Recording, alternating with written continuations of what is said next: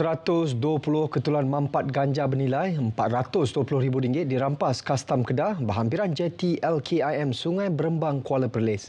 Rampasan dilakukan dari bot nelayan negara jiran tanpa nombor pendaftaran Khamis lalu. Pengarah Kastam Negeri Nur Izzah Abdul Latif kata ketika serbuan, bot telah memecut meninggalkan kawasan pantai apabila menyedari kehadiran pihak berkuasa. Hasil pemeriksaan menemukan 6 karung guni mengandungi bahan terlarang itu.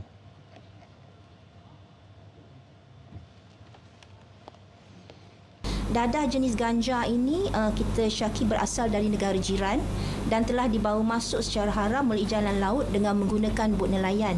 Ini bertujuan untuk mengelak dari dikesan oleh pihak berkuasa dan kita menjangkakan dadah ini bertujuannya diedarkan di kawasan pesisir pantai Kuala Perlis dan Kuala Sanglang untuk pasaran tempatan.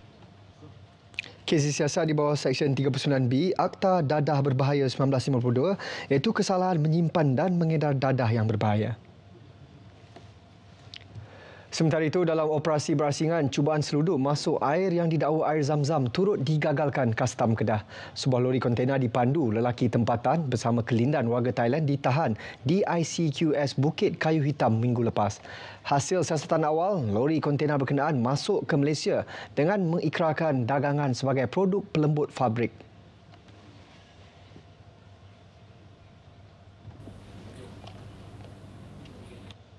Fabric softener tu diikrar sebagai dummy saja sebenarnya untuk mengaburi pihak Kastam. Sebab bila kita tengok dia susun penuh dekat depan pintu kontena tu, ya, dan air zam-zam ni di belakang. So seperti yang tuan-tuan sini maklum juga, air zam-zam ni adalah barang yang diklasifikasikan sebagai barang larangan import mengikut butiran 35 jadual ketiga Perintah Kastam Larangan Import 2023. Kes disiasat mengikut Seksyen 135/1/A Akta Kastam 1967. Sebanyak 5,000 botol air zam-zam berkapasiti 5 liter sebotol dirampas bernilai lebih 1.2 juta ringgit. Pemeriksaan dari semasa ke semasa bagi memastikan pili bomba berfungsi dengan baik ketika kecemasan dilakukan Jabatan Bomba dan Penyelamat Kedah. Menurut pengarahnya Awang Hizal Awang Bujang, tahun ini pihaknya mensasarkan pemeriksaan 100% terhadap kesemua 26,000 pili bomba yang ada di negeri itu. 22,000 daripadanya merupakan pili bomba awam.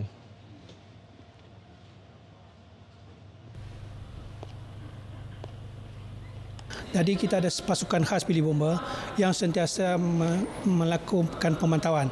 Sekiranya berlaku kesalahan yang berkaitan, kita akan keluarkan kompaun. Dalam pada itu, orang ramai dinasihat tidak merosakkan kemudahan awam itu atau menghalang kenderaan berhampiran pilih bomba. Kesalahan itu boleh dikenakan mengikut Seksyen 26 Akta Perkhidmatan Bomba 1988. Pendekatan skuad Perkeso Prihatin dilihat berjaya memberikan bantuan terbaik kepada pencarum. Laporan lanjut bersama Muhammad Nasrik Muhammad Nisarah, terlintas langsung dari Perak. Silakan Rick.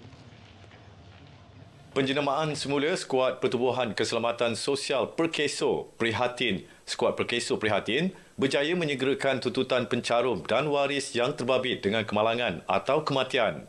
Strategi berkenaan telah mengubah pendekatan konvensional Perkeso kepada pendekatan turun ke lapangan bagi menyampaikan bantuan secara langsung kepada pencarum. Menurut pengarah Perkeso Perak V. Mohanades, sebanyak 5,146 kes tuntutan berjaya diuruskan skuad Perkeso Prihatin di seluruh negara sepanjang tahun lalu.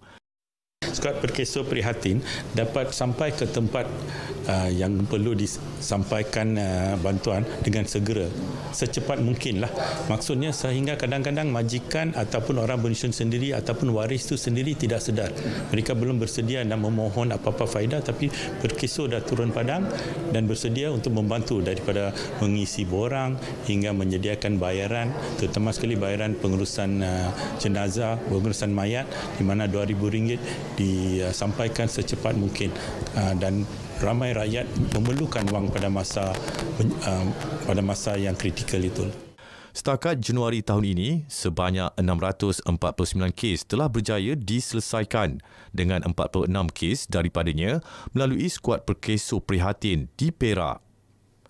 Hanya 1% daripada 33 juta rakyat Malaysia mendaftar sebagai penderma organ sejak 1997.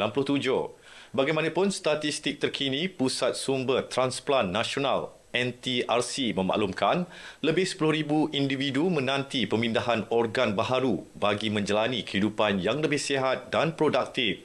Laporan Nur Syahana Kamarudin. Tanpa kita sedari, pendermaan organ dan tisu sangat penting. Namun, masih ramai yang belum bersedia berikhras sebagai penderma organ.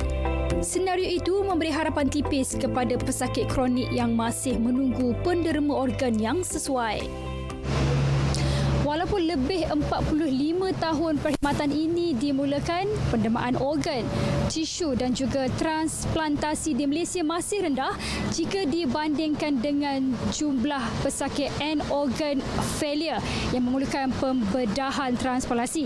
Dan di Perak, hanya sekitar 100 penderma berpotensi mendaftar sebagai penderma setakat ini. Di Perak sahaja, daripada 100 penderma yang berpotensi menderma organ dan tisu, hanya 4 keluarga bersetuju untuk menderma kornea mata bagi tempoh 2023. Kalau ikutkan daripada senarai, daripada bilangan penderma yang berpotensi untuk menderma selepas kematian, kita adalah nombor 3 di Malaysia. Dan organ tisu yang setuju, negeri Perak pada tahun 2023 ada 4 kes sahaja. Jika dibandingkan dengan negeri-negeri lain, bukanlah antara yang paling rendah, tinggi yang kita boleh dapat. Kali terakhir di negeri Perak kita berjaya mendapatkan organ adalah pada tahun 2002 daripada Hospital Slim River, iaitu kita mendapatkan sepasang kornea, sepasang buah pinggang, hati, dan selepas itu kita tidak dapat mendapat apa-apa organ lain yang selepas pada tahun 2002. Pelbagai faktor turut menyebabkan ramai yang masih belum bersedia berikhras sebagai penderma organ. Sehubungan itu, Majlis Fatwa Kebangsaan pada tahun 1970 menetapkan hukum pemindahan dan pendermaan organ selepas kematian ialah harus. Jadi bila menimbang-nimbang kedua-dua hujah ini, itu yang muzakarah Halwal Islam telah mengambil keputusan untuk mengharuskan dan menggalakkan umat Islam untuk melakukan pendermaan organ dan tisu untuk kelangsungan hidup orang lain. Melihat kepada perkembangan semasa dan penemuan perubatan masa kini, Majlis Fatwa Kebangsaan turut bersetuju memperluaskan pendermaan organ-organ lain. Ketika itu terhad hanya jantung dan mata, dan keputusan ketika itu telah melebarkan organ, termasuklah organ-organ lain dan juga tisu. Organ lain dan juga tisu lah. Dengan ditambah syarat tak boleh derma testis lah, alat untuk produktif, supaya dia melibatkan soal nasab. Derma organ dan tisu boleh dijadikan amalan oleh masyarakat kerana memberi harapan kepada individu yang memerlukan. Laporan Nur Syahana Kamarudin, RTM. Persediaan rapi ke arah status Politeknik APEC dalam pendidikan dan latihan teknikal dan vocational TVET termaju selari dengan perkembangan teknologi kini. Politeknik Engku Omar PUO optimis mampu meningkatkan penawaran 50% program di peringkat ijazah sarjana muda berdasarkan fokus utama status itu. Menurut pengarah PUO, Dr. Samsuri Abdullah, ia bagi memastikan keperluan tenaga kerja tempatan yang berkualiti dan mencukupi dalam sektor industri teknologi tinggi negara yang sedang giat berkembang. Contohnya dengan adanya Silver Valley Technology Park, projek lembah teknologi tinggi otomotif, Taman Industri Halal Park, Kerian Integrated Technology Park dan pelbagai lagi inisiatif-inisiatif, dan dengan itu memerlukan tenaga kerja yang berkemahiran tinggi untuk mengisi keperluan-keperluan tersebut. Begitu juga di peringkat negara, dengan adanya pelan perindustrian yang baru dalam meet ataupun memenuhi keperluan-keperluan yang telah dinyatakan dalam RMK12 dan sebagainya. Di peringkat tenaga pengajar, jelasnya PUO akan meningkatkan bilangan pensyarah taraf Doktor Falsafah PhD dan menyediakan mereka dengan program pensijilan profesional. Persediaan sebelum ini turut melibatkan perbincangan bersama pihak Universiti Sains Malaysia USM yang mempunyai pengalaman sebagai Universiti Apex pertama di Malaysia.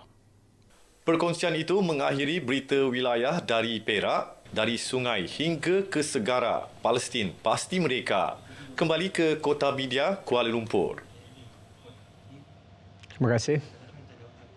Seramai 130 pendatang asing tanpa izin parti diperiksa di sebuah kilang menjahit dan menjual pakaian di Alma menerusi Op Mahir. Pengarah JIM Pulau Pinang, Nur Zulfa Ibrahim kata daripada jumlah itu seramai 12 orang ditahan kerana tiada dokumen dan tinggal lebih masa.